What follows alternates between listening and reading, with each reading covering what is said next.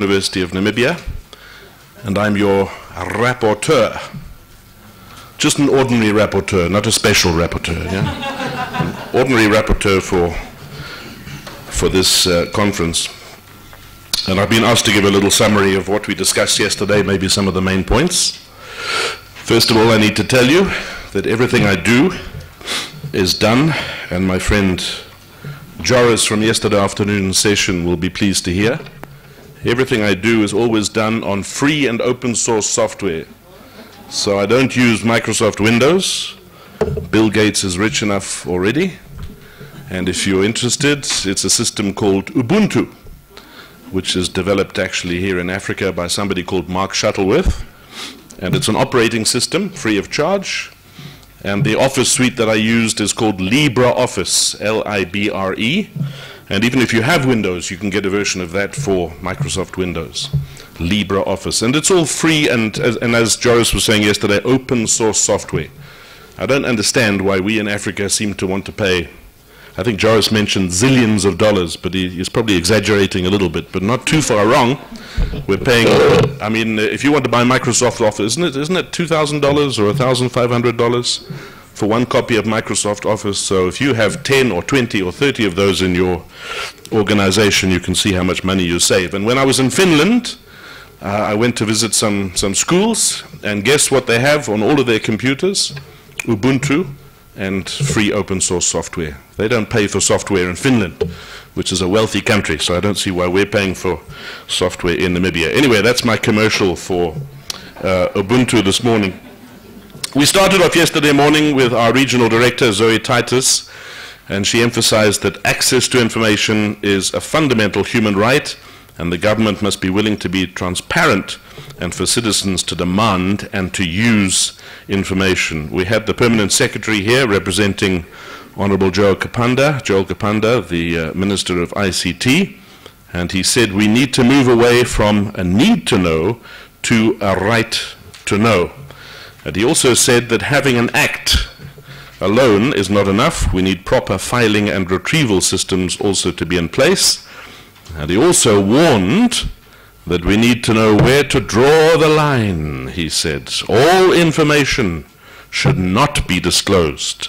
There are limits, he said, to people's right to know.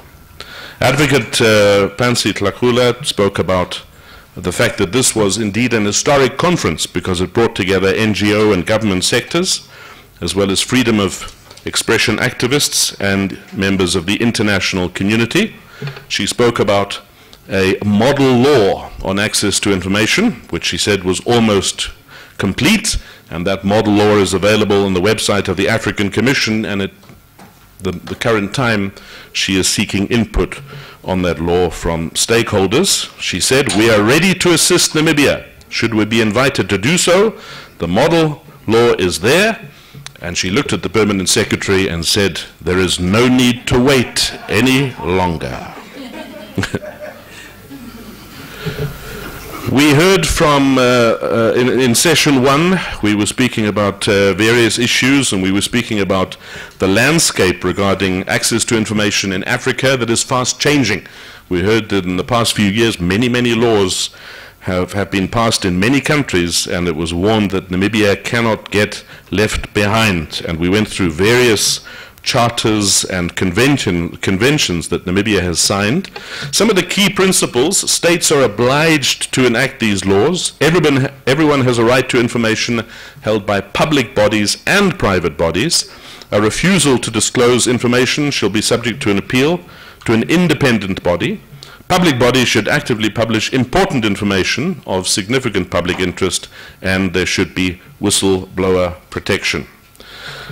We were just having a discussion session. I think it was Maureen from Nampo who raised the interesting question, and I hear on my radio this morning again, lovely music is playing on NBC. I think we're now into day 6 or day 7 of that strike. And she raised the interesting question, maybe we'll discuss it this morning, what is the right of media workers to strike versus the right of the citizens and the nations to get information? We had a comment also from Justin Ellis, who spoke about information management within government. He was criticizing it. He said information management is week.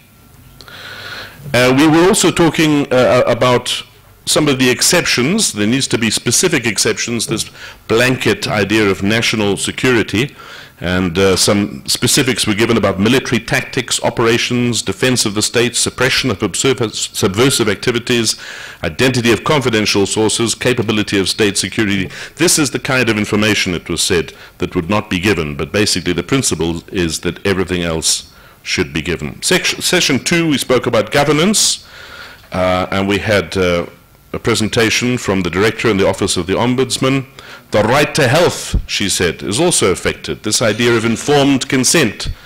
And she gave the example, which has recently been in court, about women who were sterilized seemingly without their informed consent.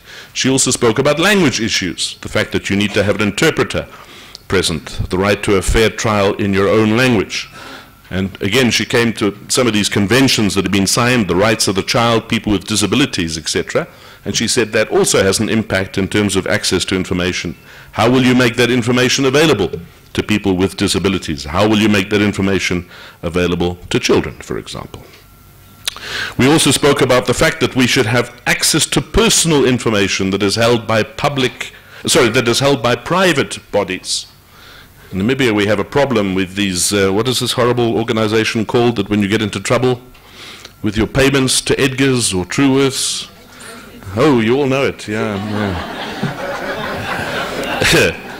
And you get blacklisted and you don't know you've been blacklisted, and suddenly you try and buy a house and they say you can't buy a house because you're blacklisted. So that's the kind of information, it's my information, that is with a private organization that maybe we need to know about. We spoke about the economy, and it was felt there needs to be more and more research. We had a presentation from the World Bank.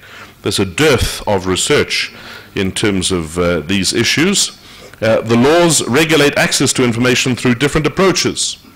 She gave examples: proactive disclosure, the idea of specific legislation in various sectors or various themes, and in some countries, she said, implementation, the law is lacking. The law is there, but implementation is lacking. And some of the lessons that have been learned: there's a need for training, there's a need for oversight mechanisms. We need to show how access to information benefits the everyday lives of citizens. We need to set up incentive mechanisms for compliance, and we need to use, Joris will be happy, technology, ICT, SMSs, and although he doesn't like it, Stanley will know that we need to have Facebook, Twitter as well. There was an interesting case study that was presented about an open budget, where you have a pre-budget statement, you have an enacted budget, monthly reports, year-end reports, all of which are easily accessible. And I think I'm right in hearing at the end, Graham told us that this has now been done to some extent in Namibia, that we now have, for example, a citizen's budget that is put into easy language to make it easy. Robin Sherborne was critical. He said it's difficult to run a modern economy without data, but in Namibia there doesn't seem to be a demand for data. People would really rather not know and make prejudice-based policies and not evidence-based policies. Even in the private sector, he says they don't let good data get in the way of their strategies and plans. We also had a session on access to information and information communication technologies. Mr. Elliott was quite critical of the current Communications Act, and there was some debate about whether this act was an act that promoted access to information, but from what Mr. Elliott quoted, there were certain provisions of that act that make it quite terrifying, that if I happen to phone you one day without revealing my name, I can be arrested. I forget what the maximum fine was. It was 1 million. So please mention your name when you do a phone call. However, on the other side, Stanley Shanapinda from CRAN felt that this was, I think he said, it's a model act. This is such a good act that as access to information practitioners, this is something that should be used as a template. Because by legislation, which is true, and those who read the papers will see a lot of information from CRAN, by legislation CRAN is compelled to release information on a public basis and get public involvement. So with that, I'm going to close my open source software, Ubuntu, and my copy of LibreOffice, and I wish you a good day's consultations. Thank you.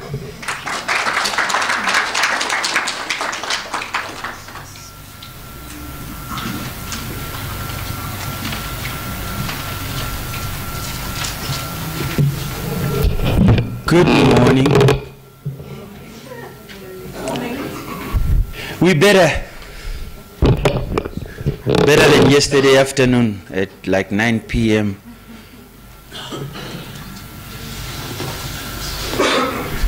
Linda Bellman. She's not here yet.